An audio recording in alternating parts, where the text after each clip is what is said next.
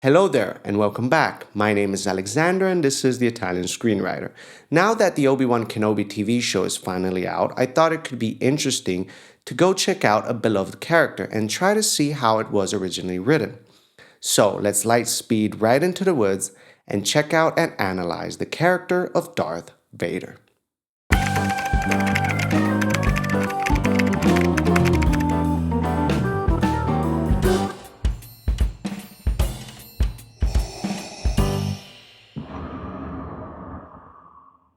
Darth Vader, arguably the most iconic antagonist not only in the history of cinema, but in the history of narration itself.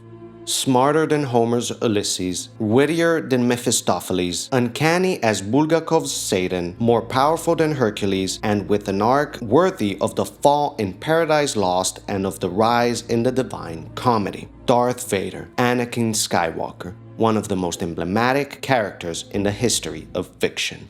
What makes him so iconic can be traced down to many reasons. His mask, his voice, him being basically unbeatable, him being the chosen one fallen to darkness, his witty dialogue, the mystery surrounding him in the original trilogy, the tragedy of his arc in the prequel trilogy. The ability to destroy a planet is insignificant next to the power of the Force. All these aspects are true, and I wish to explore a more overlooked one when talking of the characterization of Darth Vader in the original trilogy. I stumbled across a very interesting article on Vader by American author, screenwriter, and producer Scott Myers. This article describes the narrative function changes that Darth Vader goes through in episodes 4, 5, and 6. Let's go deeper in the subject and see how this metamorphosis helped Vader become a character so iconic and intriguing. I'll leave the link to the article in the description. Go check it out. It's fun, interesting, and a quick read. According to Myers, Darth Vader goes through a metamorphosis. He is first a nemesis in episode 4, he becomes a trickster in episode 5, and ultimately plays the role of a tractor in episode 6. Vader is iconic and legendary for many of the reasons just described, but his profound purpose in the overall story arc is largely due to these different archetypal roles he is given in each movie of the first trilogy. Giving him different narrative function allows the character to become unpredictable and memorable. Not only, he functions as an integral part both in the plot and in Luke's psychological journey in his transformational arc. The Force is with you, young Skywalker. But you are not a Jedi yet. These three roles, Nemesis, Trickster, and Attractor, are archetypes that Scott Myers borrows from Joseph Campbell's monomyth described in his famous work, The Hero with a Thousand Faces. It is well known that Campbell was a mentor to George Lucas and that his work influenced deeply Lucas when he was writing the original Star Wars trilogy. I think my last mentor probably was Joe Campbell, who asked a lot of the interesting questions and exposed me to a lot of things that made me very interested in a lot more of the cosmic questions and the mystery. And I've been interested in those all my life, but I hadn't focused it the way I had once I got to be good friends with Joe. The Hero with a Thousand Faces is a work of comparative mythology, where the author lays out the mythological structure of the journey of the archetypal hero in world myths. And not only George Lucas acknowledged Campbell's theory in mythology and its influence on the Star Wars films, his use of Campbell's work goes deeper than that. Joseph Campbell said that all the great myths, the primitive myths, the great stories have to be regenerated if they're going to have any impact, and that you had done that with Star Wars. Are you conscious of doing that? Are you saying, I am trying to recreate the myths of old? Or are you saying, I just want to make a good action movie? Well, when I did Star Wars, I consciously set about to recreate myths and the classic mythological motifs. And I wanted to use those motifs to deal with issues that existed today. Joe used to talk about the basic issues that create the mystery of life, of birth and death. And I like to always add, your relationship with your parents. It is clear that the monomyth is the blueprint for the original trilogy, and just like the myths described in Campbell's work, Lucas utilizes archetypal figures for his character. But what is an archetype? In a footnote of The Hero with a Thousand Faces, Campbell quotes Carl Jung: "Forms or images of a collective nature which occur practically all over the earth as constituents of myths and at the same time as autochthonous individual products of unconscious origin." In simple terms, archetypes are structuring patterns of the human psyche. In screenwriting and storytelling, it's an emotion, character type, or event that is notably recurrent across the human experience. It creates an immediate sense of familiarity, allowing an audience to relate to an event or character without having to necessarily ponder why they relate. While a cliché is an idea, event, or detail that is used so repeatedly in literature or film that it becomes predictable and boring, an archetype, on the other side, will by definition be familiar, but they aren't so predictable that we already know what will happen in their story because they represent universal human motives and experiences. They are moldable and can be used again and again as a character template. An infinitely flexible language of character. They offer a way to understand what function a character is performing at any given moment within a story. That's it. The rebels are there.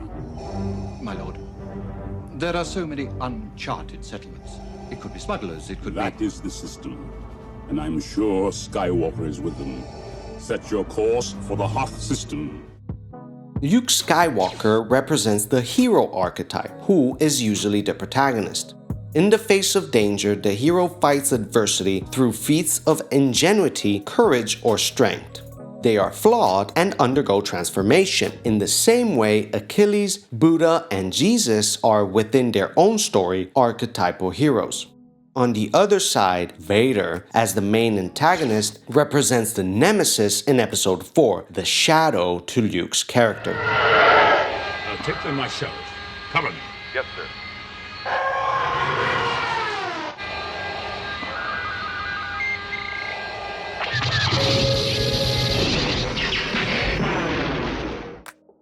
The nemesis is not only the opposition to the protagonist, but also seeks the antithesis of the hero's goals, the destruction of what the hero wishes to preserve, or in this case, the preservation of what the hero wishes to destroy. It also represents the darker side of the nature of the protagonist, and is meant to personify the inner struggles that the hero will need to overcome, as well as what the hero will become if they refuse to learn and change. Luke's just not a farmer, Owen. He has too much of his father in him. That's what I'm afraid of. In A New Hope, Vader is clearly the nemesis figure. When we meet him, he kidnaps Princess Leia and is a threat to her well-being.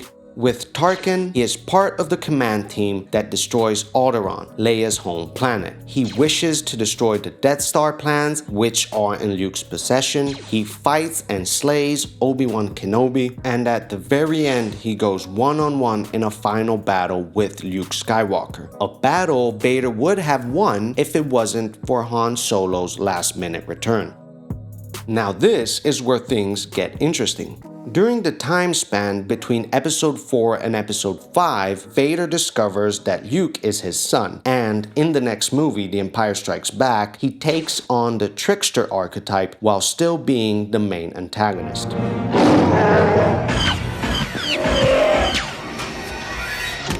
We would be honored if you would join us. When talking about the trickster archetype, it is often thought to be the film comic relief, servants or allies working for the hero. And while this is often the truth, tricksters can be independent agents with their own agenda. One of the most colorful examples is Loki. Most importantly though, this archetype embodies the energies of mischief and desire for change.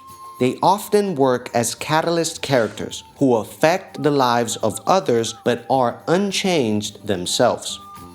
In Episode 5, Vader becomes seduced by the idea of having Luke fall to the dark side of the Force and join him. As he fights his son during the climax, he veers from enemy trying to hurt Luke, indeed cutting off his hand, to an attempt to be his ally by wooing You have him. learned much, young one. Your destiny lies with me, Skywalker. Obi-Wan knew this to be true. Impressive. Most impressive. Obi-Wan has taught you well. You have controlled your fear. Now, release your anger. Only your hatred can destroy me. This shift back and forth, enemy to ally, ally to enemy, is the most explicit sign of a trickster. Whereas a nemesis provides opposition to the protagonist, a trickster tests their will, which Vader does during their lightsaber battle, playing mind games with Luke, capped off by this. I am your father. Tricksters play tricks. They bring the heroes down to earth and bring about change and transformation. Vader's revelation about his relationship to Luke and him offering Luke a job by his side are huge beats for Luke's transformational arc.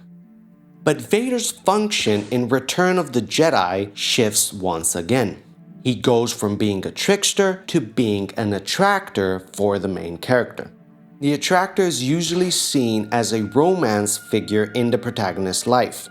But this is obviously not always the case, as Vader works as this archetype while also being the antagonist. And now I sense you wish to continue your search for young Skywalker. Yes, my master. Patience, my friend. This archetype's primary narrative function is to connect with and influence the protagonist's emotional life. In this movie, it happens through a relationship featuring father and son. Now that Luke has accepted that the Sith Lord is his father, while Vader still tries to work on Luke in order to bring him to the Emperor at the Emperor's demand, Luke turns the table and attempts to reach the small shred of humanity that still exists within Vader's psyche. This is deeply represented in this scene. I've accepted the truth that you were once Anakin Skywalker, my father. That name no longer has any meaning for me. It is the name of your true self you've only forgotten. I know there is good in you. The Emperor hasn't driven it from you fully. Through their emotional connection, Vader enables the protagonist to tap into their feelings and energize them towards his goal.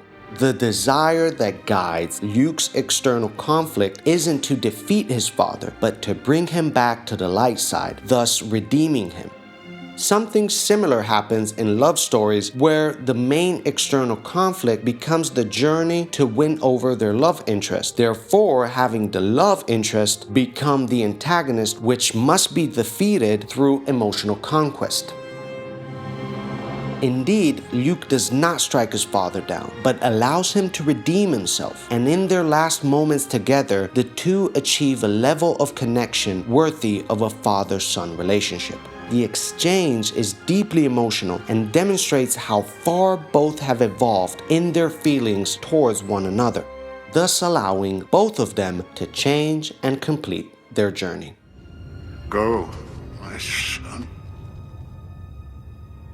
Leave me. No, you're coming with me. I'll not leave you here. I've got to save you. You already have. This is how the character of Darth Vader was written in the original trilogy, and how his narrative function changes over the course of the 3 movies, from nemesis to trickster to attractor. If you enjoyed this video, please leave a like, please subscribe, and leave a comment if you wish. Thank you for watching, and hope to see you soon.